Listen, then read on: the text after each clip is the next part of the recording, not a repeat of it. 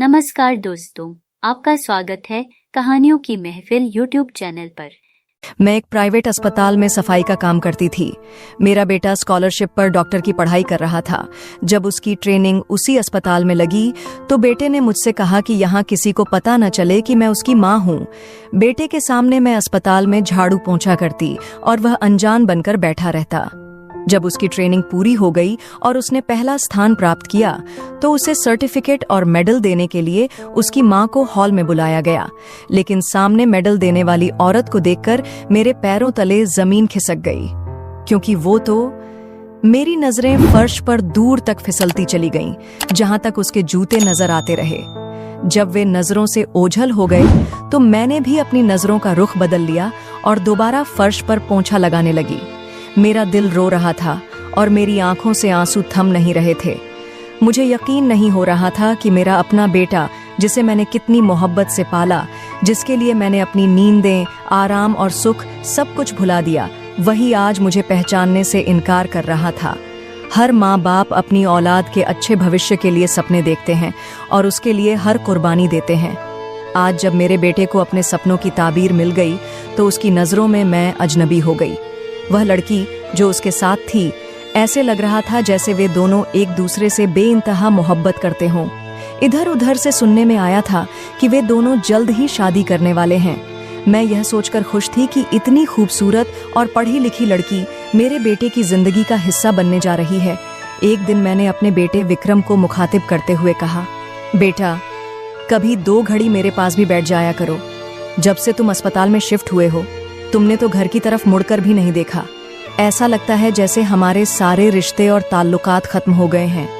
मेरी बात सुनकर उसने मेरी ओर देखने के बजाय इधर उधर देखा, फिर गुस्से से मेरी तरफ घूरते हुए बोला, कितनी बार आपको कहा है कि अस्पताल में मुझे बेटा कहकर मत पुकारा करें। अगर किसी ने सुन लिया तो जानते हो ना मेरी कितनी बेइज्जती होगी। एक काम वाली औरत मुझे अपना बेटा कहे, यह मैं बर्दाश्त नहीं कर सकता।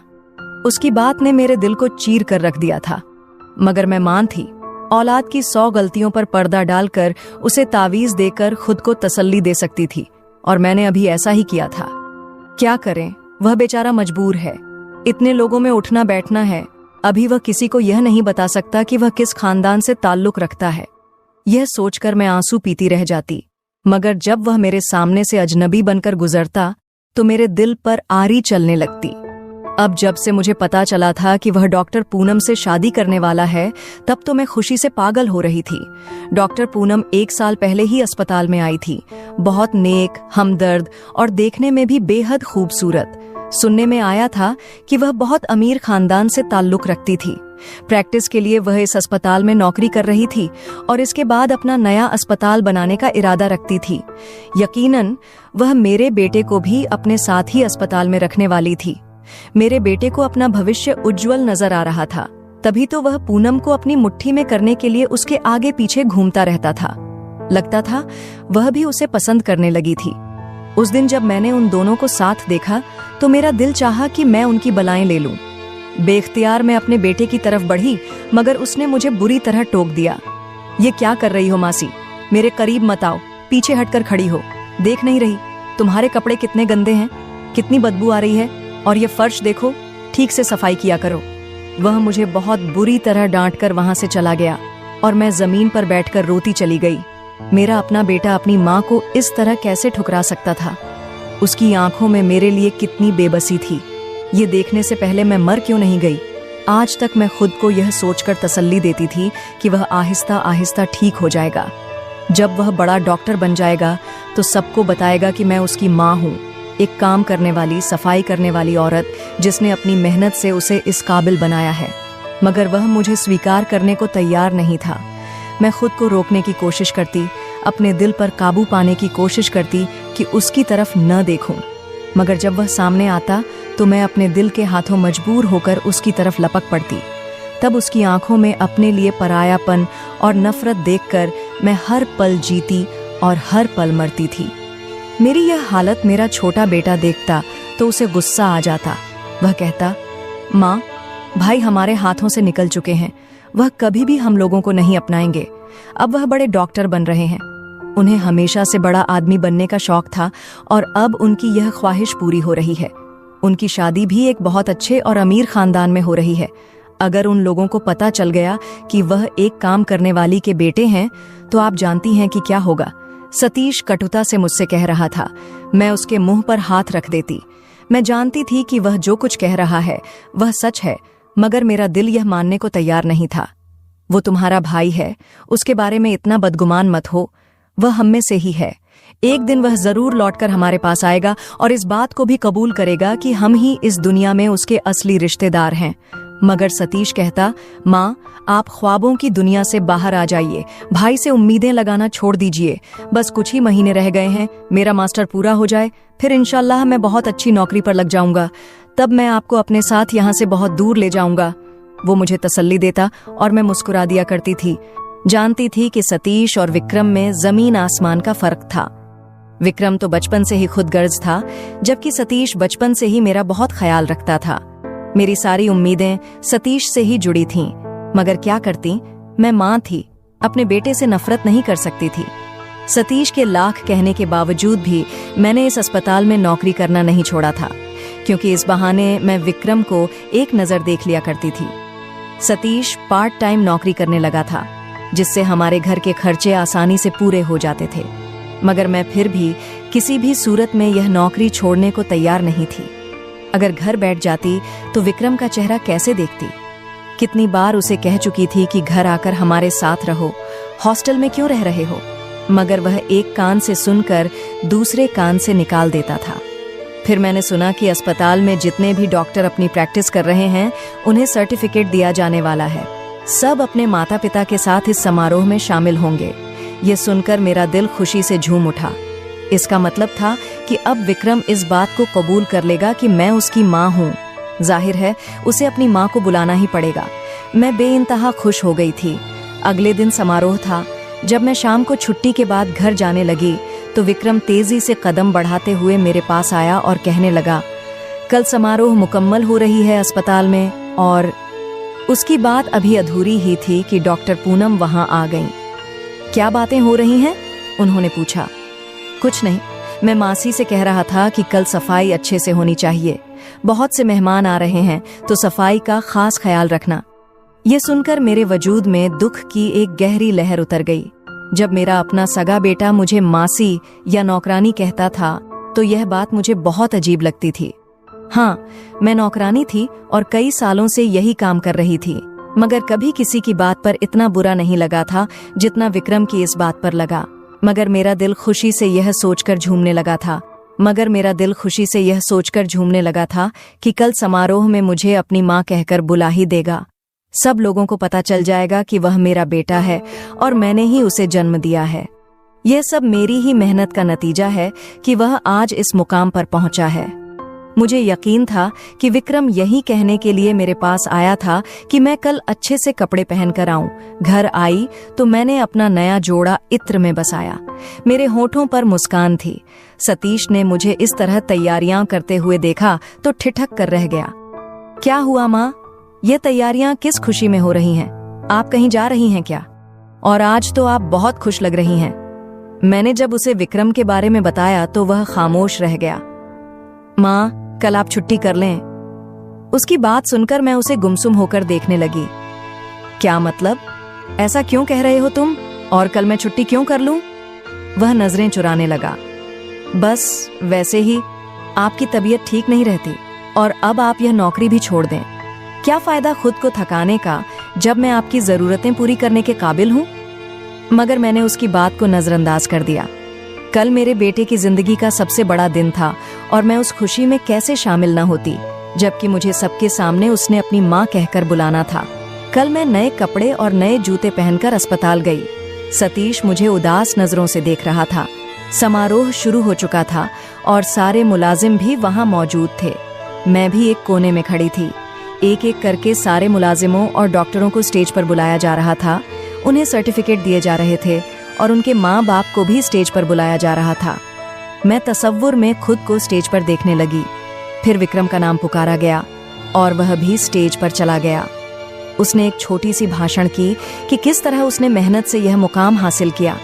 उसकी बात मुझे बहुत अजीब लगी क्योंकि उसमें कहीं भी अपनी माँ की कुर्बानियों का जिक्र नहीं था। तभी उसने एक नज़र मुझ पर डाली और फिर मेरे चेहरे से नजरें हटा लीं।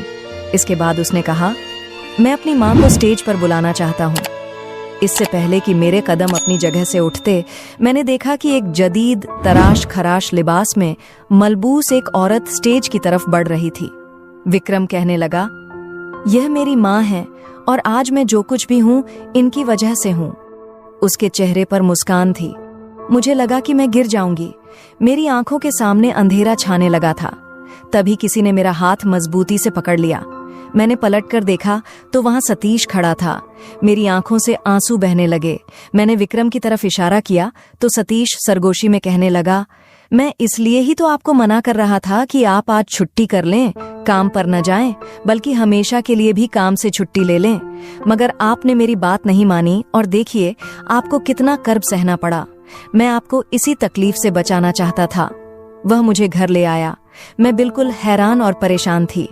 यकीन नहीं आ रहा था कि कोई बेटा इस तरह कैसे बदल सकता है। मुझे आज भी वह दिन याद है जब मैं जवानी में ही बेवा हो गई थी। मेरे साथ मेरे 2 छोटे बच्चे थे। शुक्र था कि मेरे सिर पर अपनी छत थी। फिर एक मेहरबान रिश्तेदार की सिफारिश से मुझे इस अस्पताल में नौकरी मिल गई। तनख्वाह अच्छी खासी थी जिससे मैं अपना और अपने बच्चों का गुजारा कर रही थी। विक्रम शुरू से ही पढ़ाई में बहुत अच्छा था। मुझे आज भी वो दिन याद है जब मैं काम से वापस आई तो विक्रम मेरे पास आया और कहने लगा, माँ, मेरी एडमिशन फीस जमा करनी है। इसके लिए ज्यादा पैसे चाहिए। अगर इन पैसों का इंतजाम ना हुआ तो मेरा एडमिशन नहीं हो सकेगा और मेरा सपना अधूरा रह जाएगा। माँ, क्या आप चाहती हैं कि आपका बेटा अपनी इस ख्वाहिश को दिल में दबाए दुनिया से चला जाए? मैंने तुरंत अपने बेटे के मुंह पर हाथ रखा और कहा, ऐसी बातें मत करो बेटा, ऐसा मत कहो। मैं तुम्हारे बिना मर जाऊंगी। खुदा न करे कि तुम्हें कुछ भी हो। मैं चाहती हूँ कि तुम्हारी हर ख्वाहिश पूरी हो। विक्रम ने फिर कहा, तो फिर माँ, मेरी फीस का कोई न कोई इंतजाम करवा दो। अभी 2-3 दिन बाकी हैं। तब मैंने सोचा कि मैं अपने बेटे के लिए क्या कर सकती हूँ। मैं एक अस्पताल में झाड़ू पोंछा करती थी और अच्छी खासी तनख्वाह मिलती थी, लेकिन उसमें से मैं 1 रुपया भी अपनी जात पर खर्च नहीं करती थी।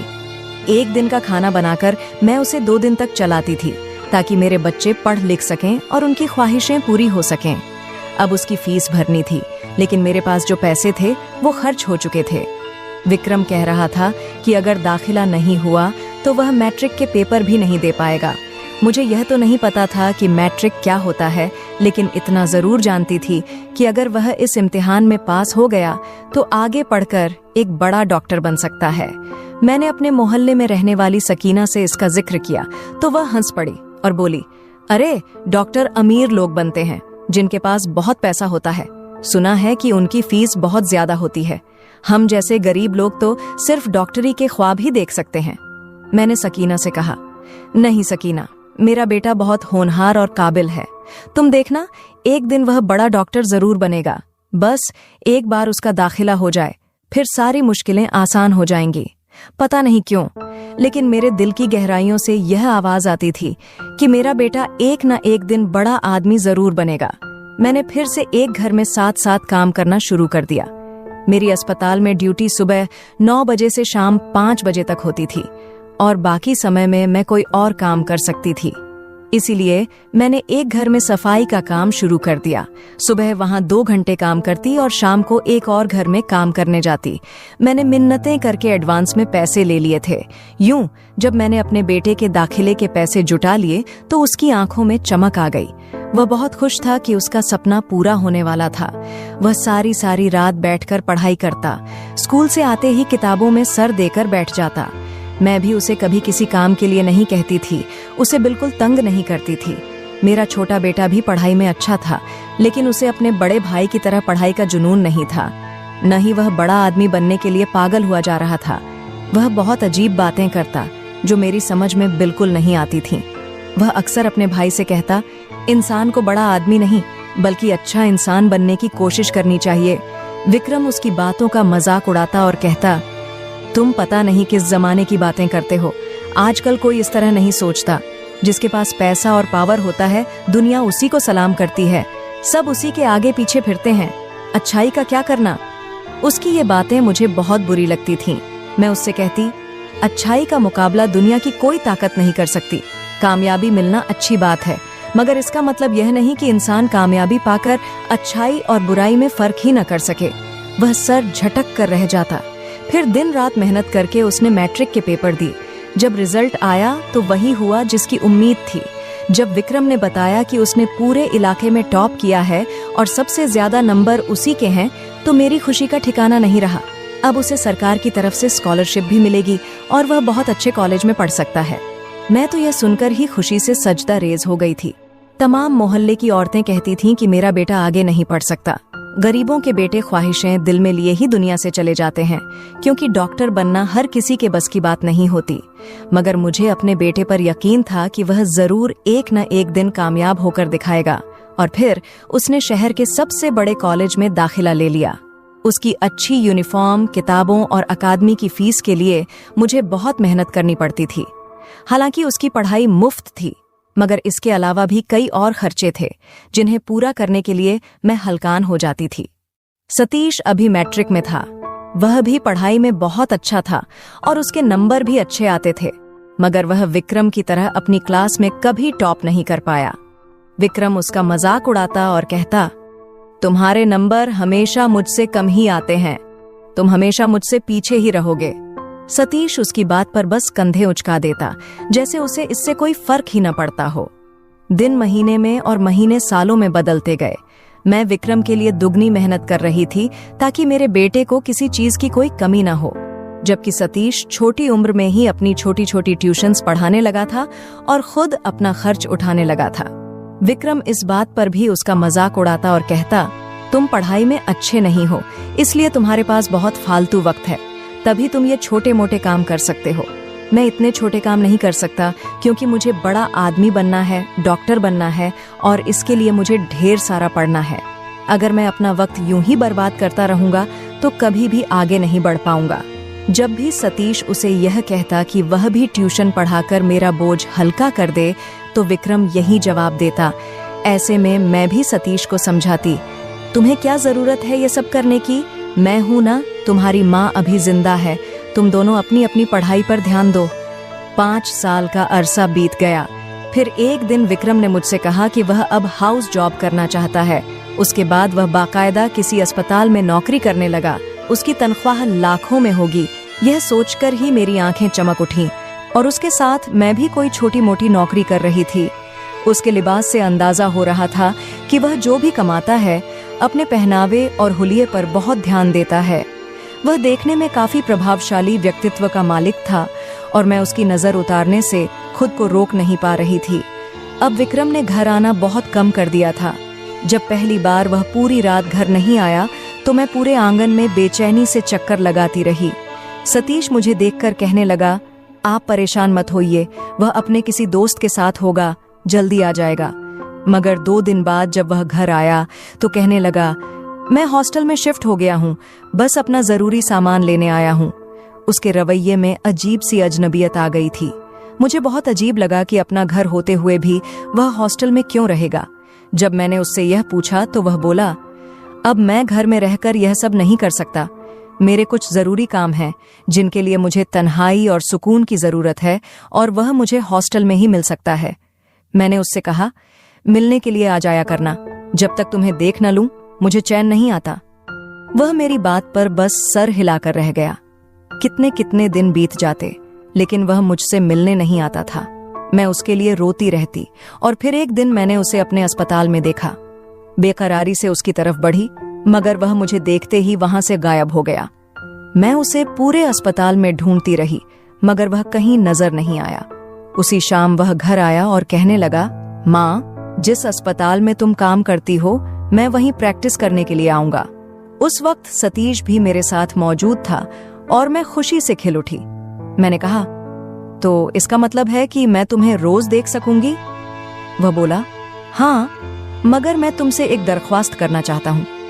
मैं उसकी बात सुनकर चौंक गई। वह बोला, किसी को यह मत बताना कि मैं तुम्हारा बेटा हूँ।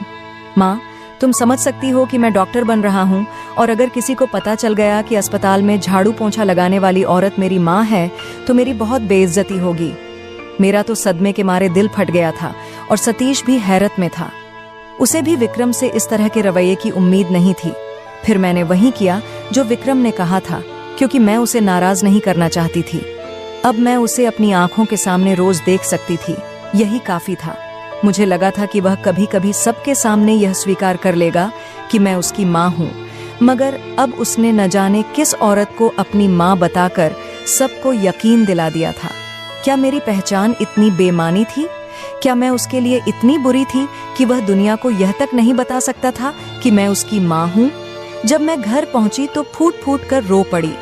सतीश ने उस मुश्किल घड़ी में मुझे संभाला और कहने लगा, भाई तो शुरू से ही खुदगर्ज है और कुछ आपकी मोहब्बत ने उन्हें ऐसा बना दिया है।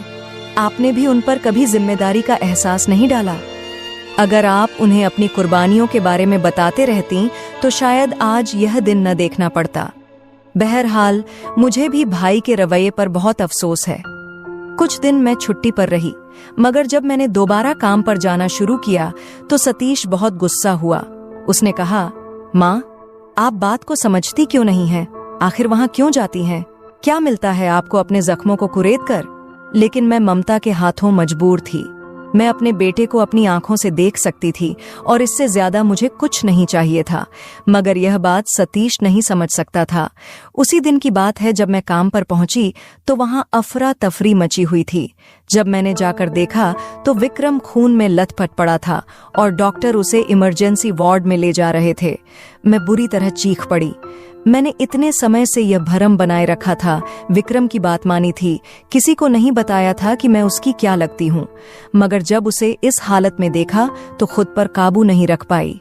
डॉक्टर पूनम और बाकी डॉक्टर मुझे इस तरह रोते देखकर हैरान रह गए।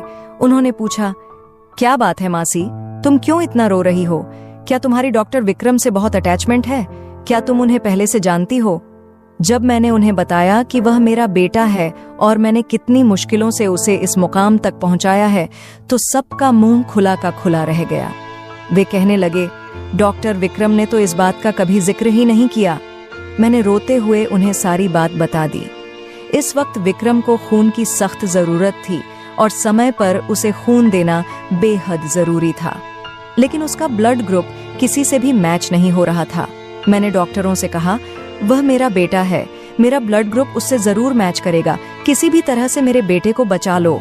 जांच करने पर मेरा ब्लड ग्रुप विक्रम के साथ मैच कर गया, लेकिन डॉक्टर मुझे खून देने की अनुमति नहीं दे रहे थे। उनका कहना था कि मैं एक कमजोर औरत हूँ और मुझे खुद खून की कमी है। ऐसे में मेरे लिए कई तरह की समस्याएं हो सकती हैं। तब मैंने सतीश को फोन करके बुलवाया। उसका ब्लड ग्रुप भी विक्रम के साथ मैच करता था। 24 घंटे के लंबे संघर्ष के बाद आखिरकार विक्रम को होश आ गया। आंखें खोलते ही उसने माँ को पुकारा। मैं बेताबी से उसकी तरफ बढ़ी। पहले तो वह मुझे अविश्वास से देखता रहा, लेकिन फिर उसकी आंखों से आंसू बहने लगे। वह फूट फूट कर रो पड़ा और बोला, मैं कितना बदनसीब हूं कि मैंने अपनी माँ को नाराज कर दिया। मैंने अपनी जन्नत को नहीं पहचाना। सिर्फ समाज में अपनी पहचान ऊंची रखने के लिए मैं खुद को वैसा दिखाता रहा जैसा लोग मुझे देखना चाहते थे। मुझे अपनी माँ को मेहनत करते हुए देखकर पहले शर्मिंदगी महसूस होती थी, लेकिन यह शर्म की नहीं बल्कि गर्व की बात थी कि मेरी माँ एक मेहनती औरत हैं, जिन्होंने अपनी मेहनत की कमाई से हमें इस काबिल बनाया। माँ, मैं तो सारी जिंदगी तुम्हारा एहसान नहीं चुका सकता। वह लगातार रो रहा था और एक ही बात दोहराए जा रहा था। डॉक्टर पूनम की आंखों में भी आंसू आ गए। वह बोली, मुझे खुशी है कि तुम्हें अपनी गलती का एहसास हो गया, वरना अगर आज भी तुम्हें एहसास न होता तो मैं तुम्हारे साथ शादी करने का फैसला बदल देती। मैं ऐसे खुदगर्ज इंसान के साथ नहीं रह सकती जो अपने सगे रिश्तों को भी भूल सकता है। फिर मेरे लिए तुम्हारे दिल में क्या जगह होती?